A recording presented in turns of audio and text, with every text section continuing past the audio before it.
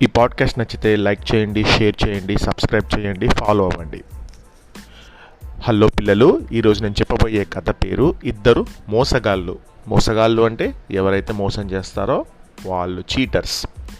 కోటిపల్లి అనేటువంటి గ్రామంలో కోటిలింగం, జోగినాథం అనే ఇద్దరు మోసగాళ్ళు ఉండేవాళ్ళు. వాళ్ళిద్దరూ తమ తెలివితేటలతో కోటిపల్లి ప్రజలను మోసగించి తమ పబ్బం గడుపుకుంటూ ఉండేవారు. అంటే వాళ్ళ పని అదే, ఎప్పుడు అందరినీ మోసం చేయడమే.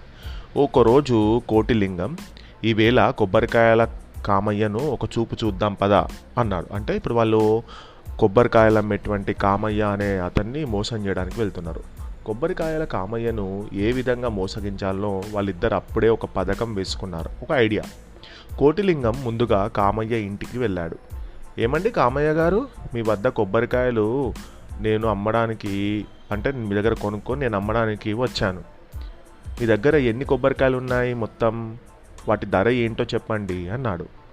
కామయ్య ఒకసారి పొడి దగ్గి నా వద్ద ప్రస్తుతం 200 కాయలున్నాయి.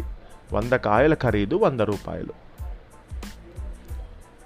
ఇక నేను మాత్రం బేరం చెయ్యను, నీకు ఇష్టమైతే తీసుకో, లేకుంటే లేదు అన్నాడు. సరే, సొమ్ము తీసుకొని కాయలు ఇవ్వండి అంటూ కోటిలింగం మొత్తం సొమ్ము కామయ్యకి ఇచ్చాడు.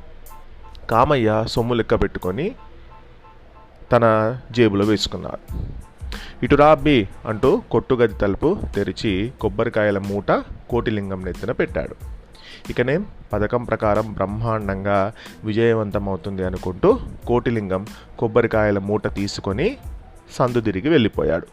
సరిగ్గా ఆ సమయంలో జోగినాథం కామయ్య దగ్గరికి వచ్చాడు. అయ్యా కామయ్య గారు, మీరు కొబ్బరికాయలు అమ్ముతుంటారు కదా? అంటే అవును బాబు, అమ్ముతుంటాను. అయితే నాకు కూడా కొబ్బరికాయలు కావాలండి, 200 కొబ్బరికాయలు కావాలి. నేను మీకు 150 రూపాయలు ఇస్తాను, ఓకేనా అన్నాడు. కొబ్బరికాయలు ఇప్పుడే అమ్మేశాను అన్న సంగతి గుర్తుకొచ్చి కామయ్య మనసులో, అరే అనవసరంగా 100 రూపాయలకే నమ్మినా, ఇతనేమో నాకు 150 రూపీస్ ఇస్తా అన్నాడు కదా, ఈయనకే అమ్మితే బాగుండేమో అని వెంటనే అతనికి ఒక గొప్ప ఆలోచన కలిగింది. అలాంటి ఆలోచనలు కామయ్య బుర్రలో ఎన్నో వస్తుంటాయని ఇద్దరు మోసగాళ్ళకు ముందే తెలుసు. కామయ్య జోగినాథంతో 10 నిమిషాల్లో వస్తాను, కూర్చో అంటూ వెళ్ళిపోయాడు. అప్పటికే కోటిలింగం పెద్ద వీధి దాటి పెరటి వీధి మలుపు తిరుగుతుండగా కామయ్యని పిలిచాడు. అబ్బి, ఇంట్లో కొబ్బరికాయలు అవసరం ఉందట, ఆ సంగతి మర్చిపోయి నీకు నేను అమ్మేశాను. ఆ కొబ్బరికాయలు నాకు మళ్ళీ నాకు ఇచ్చేసాయి, నీ సొమ్మును వాపస్ తీసుకో, నీ డబ్బులు వాపస్ తీసుకో అన్నాడు కామయ్య.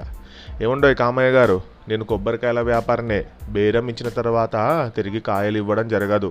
అంతగా కావాలంటే 100, 125 అంటే 125 రూపీస్ ఇచ్చి తీసుకోండి, కోటిలింగం ఖచ్చితంగా చెప్పాడు. ఓరి బడవా అనుకుంటూ కామయ్య ఆలోచనలో పడ్డాడు.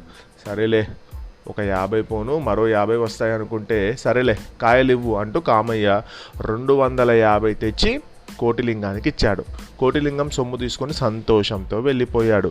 కొబ్బరికాయలు తీసుకొని పెద్ద గుమ్మంలోకి తిరిగి వచ్చిన కామయ్యకు అక్కడ జోగినాథం లేడు, సింగినాథం ఎవ్వరు కనిపించలేదు. ఇద్దరు మోసగాళ్ళు మోసం గ్రహించిన కామయ్య గుండెలు బాదుకుంటూ కుప్పకూలిపోయాడు. ఈ కథ ద్వారా తెలిసే నీతి ఏంటి? మోసం చేసేవాళ్ళు ఎప్పుడు మన చుట్టూనే ఉంటారు. మనం తెలివిగా మోసాన్ని గ్రహించాలి. అత్యాశకు వెళ్ళి మళ్ళీ ఇంకో ఆశ, డబ్బులు ఎక్కువ చూపిస్తే నేను ఇతనికి అమ్మేస్తానని చెప్పి ఫస్ట్ అమ్మిన తన దగ్గర నుంచి ఇంకా ఎక్స్ట్రా పైసలు ఇచ్చి ఇతను కొనుక్కొని వేరే వాడికి అమ్మాలని ప్రయత్నం చేసిండు. అది మోసం చేయడానికి.